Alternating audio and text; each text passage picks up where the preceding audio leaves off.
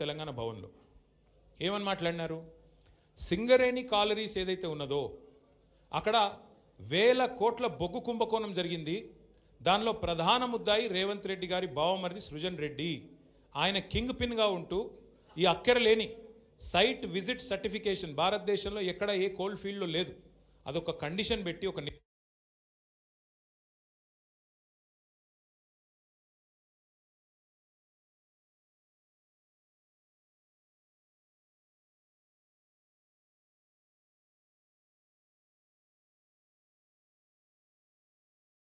దొంగనైతే దొరికిండో 50 లక్షల రూపాయలతో అడ్డంగా రాష్ట్రం మొత్తం చూస్తుండగా ఆ దొంగ ముఖ్యమంత్రి అయి కూర్చున్నాడు. ఆ దొంగకి ఏమనిపిస్తున్నది? మిగతా వాళ్ళు కూడా నా లెక్కనే రాజకీయ నాయకులందరూ దొంగ పనులు చేస్తారు, మిగతా వాళ్ళు కూడా నాలాగానే బురద అంటియాలి, వాళ్ళను బదనాం చేయాలి. అందుకే ఏం చేస్తున్నాడు?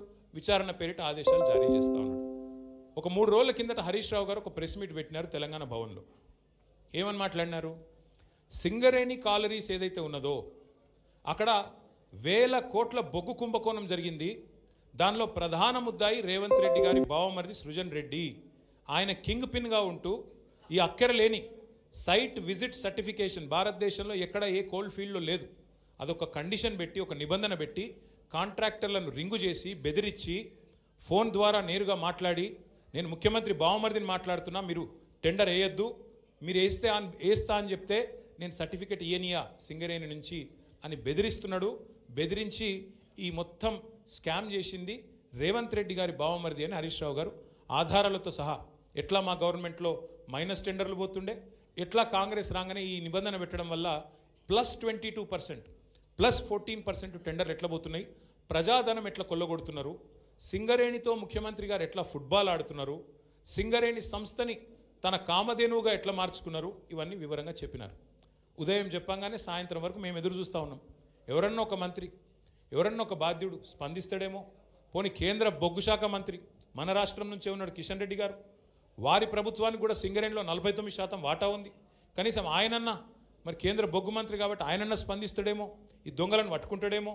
మోడీ గారు ఊకుకంటుంటారు కాంగ్రెస్ అంటేనే స్కామ్ గ్రేస్ అని, మరి మోడీ గారి ప్రభుత్వం ఏమైనా స్పందిస్తుందేమో అని చూసినాం. కానీ సాయంత్రం వరకు ఏం చేస్తారు? హరీష్ రావు గారికి సిట్ నోటీస్. అది అయిపోయింది, అదో డ్రామా ఒక రోజంతా నడిపిండ్రు. హరీష్ రావు గారు లోపల పోయినరు, ఉల్టా క్వశ్చన్లు వాళ్ళనే అడిగిండు, వాళ్ళకి ఏం చెప్పాలన్నా తెలియలేదు, నీళ్ళు నమ్మలేరు, అయిపోయింది. ఇప్పుడు మళ్ళా ఇక డైలీ సీరియల్, అదే సీరియల్ ఉంటుంది కార్తీక దీపం అని, అది మనసు మమత, ఆ టైప్లో మళ్ళీ ఈరోజు నాకు, రేపు ఎల్లుండి ఇంకొకరికి. ఇది ఒక టైంపాస్ ప్రోగ్రామ్ తప్ప ఇలా అయ్యేది ఏమీ లేదు, వచ్చేది ఏమీ లేదు. మా సోదరులు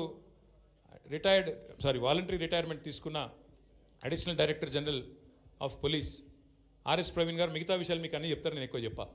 ఎందుకంటే వారు ఇటున్నారు, వారు అన్ని విషయాలు వారు వివరంగా చెప్తారు. ఎందుకంటే వారు గతంలో ఐపీఎస్ ఆఫీసర్గా పనిచేసినారు, వారి తర్వాత ప్రెస్ మీట్ పెట్టి అన్నీ చెప్తారు. కానీ ఒకటి మాత్రం వాస్తవం, ఇవాళ రేవంత్ రెడ్డి గారు ఆయన దొంగ కాబట్టి, అడ్డంగా దొరికిన దొంగ కాబట్టి, ఇంకా దొంగ పనులు చేస్తూనే ఉన్నాడు కాబట్టి, అదేదో సినిమాలో బ్రహ్మానందం గారు దొంగ ఉంటాడు, ఉరుకురికి దొరికిపోతుంటాడు, అట్లాగే ఈయన కూడా ఈయన స్పెషాలిటీ ఏంటంటే ఉరికి దొరికిపోతాడు. తను సింగరేణిలో దొరుకుతాడు, మూసీలో దొరుకుతాడు, హైడ్రాలో దొరుకుతాడు, ఎక్కడ పడితే అక్కడ దొరికిపోతాడు, హిల్ట్ కుంభకోణంలో దొరుకుతాడు, లగచర్లలో దొరికిపోతాడు. దొంగ ఫాస్ట్గా దొరికిపోవడం రేవంత్ రెడ్డి గారి స్పెషాలిటీ. ఇంకా విచిత్రం ఏంటంటే ఇవాళ ఒక దొంగ లేడు ఈ రాష్ట్రంలో, దండుపాలెం ముఠా ఉంది ఈరోజు.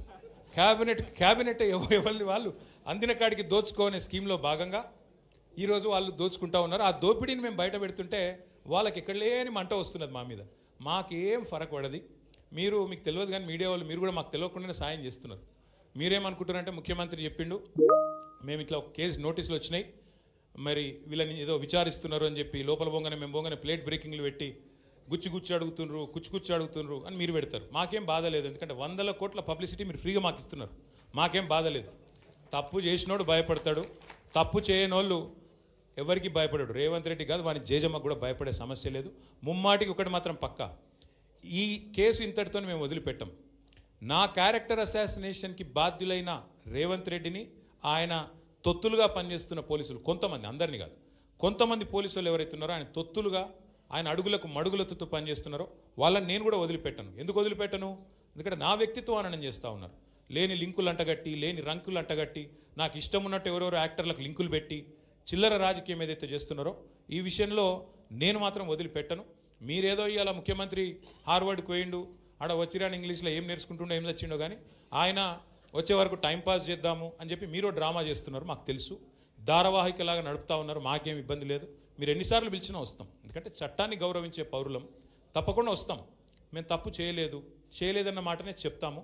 మీరు ఎన్ని రకాల డైవర్షన్ గేమ్లు ఆడినా మేము మాత్రం అర్జునుడి కన్ను ఎట్లయితే ఆనాడు తన గురి మీదనే ఉండనో అట్లే మా గురి మొత్తం కూడా ఈ ప్రభుత్వ అసమర్థత మీద, మీ అవినీతి మీద, మీరు ప్రజలకిచ్చి ఎగ్గొడుతున్న హామీల మీద, యనుమల రేవంత్ రెడ్డి ఎగవేతల రేవంత్ రెడ్డికి ఎట్లా మారిపోయిండో అన్న దాని మీద 420 హామీలు ఇచ్చి ఇప్పటివరకు 4 హామీలు కూడా నెరవేర్చకుండా ఎట్లా ఈ లుచ్చా పనులు చేస్తున్నాడో వీటిని ఎండగడుతూనే ఉంటాం. 100% వదిలిపెట్టకుండా ప్రాణం పోయేదాకా పోరాడుతూనే ఉంటాం. ఎవరికి భయపడకుండా, ఎవరికి తలవంచకుండా నిఖార్సైన తెలంగాణ బిడ్డలుగా, కేసీఆర్ గారి సైనికులుగా, కేసీఆర్ గారిని తిరిగి ముఖ్యమంత్రి చేసేదాకా మేమందరం కలిసికట్టుగా పనిచేస్తూ ఉంటామని చెప్పి తెలియజేస్తూ మీ అందరికీ కూడా సంఘీభావం చెప్పడానికి వచ్చిన ప్రతి ఒక్కరికి మళ్ళొకసారి ధన్యవాదాలు తెలియజేస్తూ మిగతా విషయాలు వాళ్ళు నన్నేం అడిగినరు, నేను వాళ్ళనేం అడిగినా అవన్నీ సాయంత్రం మిగతా విషయాలు మాట్లాడుకుందాం. Thank you.